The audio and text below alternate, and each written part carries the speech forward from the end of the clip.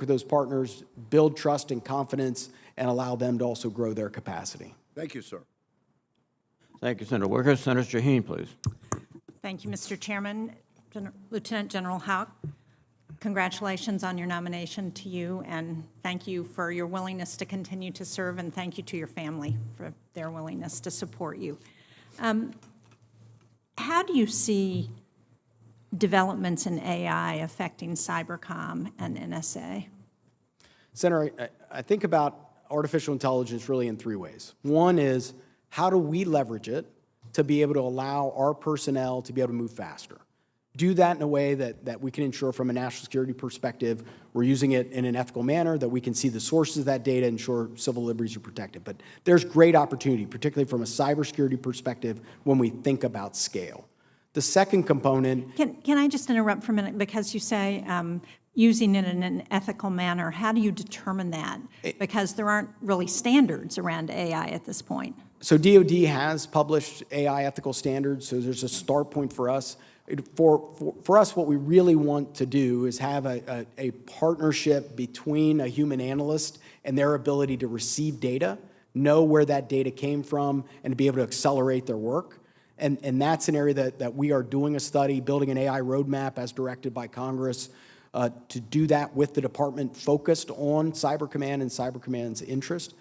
The other area that I think the nation expects from us is to understand how our adversaries use this technology and be able to inform what that looks like in terms of threat, both to our national security and to our industry.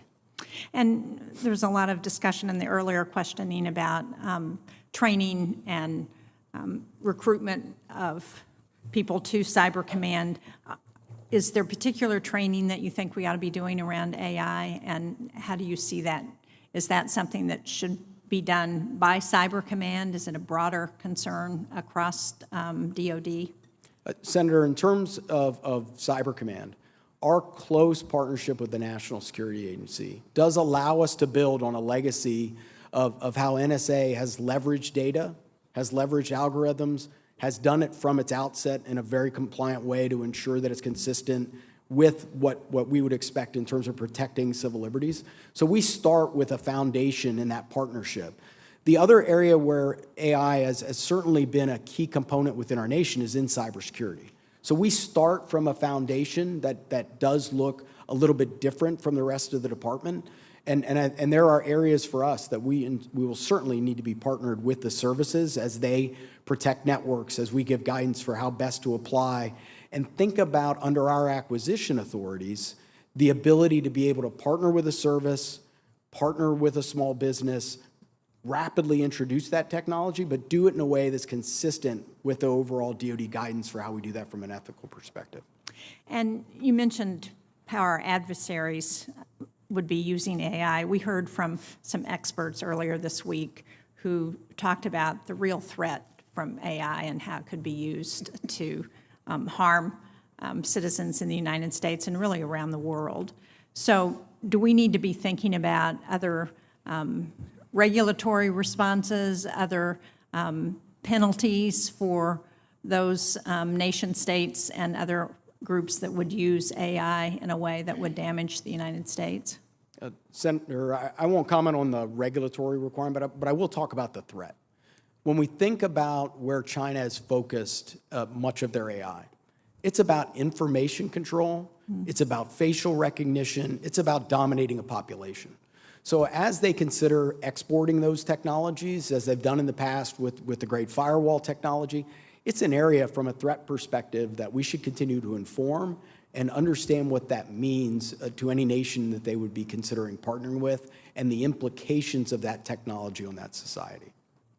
Thank you. I think it's something this committee needs to continue to look at as well. The war in Ukraine has produced less of an attack on the cyber infrastructure of Ukraine than I expected, and I think than most people expected. Do you think that Ukraine is prepared to handle future attacks by Russia on their infrastructure and other utility grid and other areas?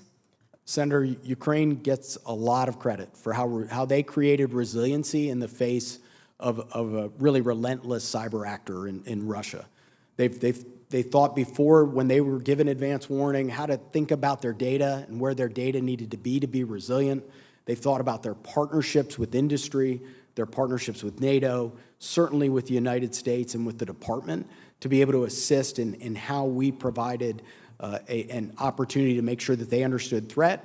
And they have done an exceptional job of thinking about what it looks like to be resilient in a really relentless digital environment. One of the reasons Russia hasn't been successful is the resilience of Ukraine.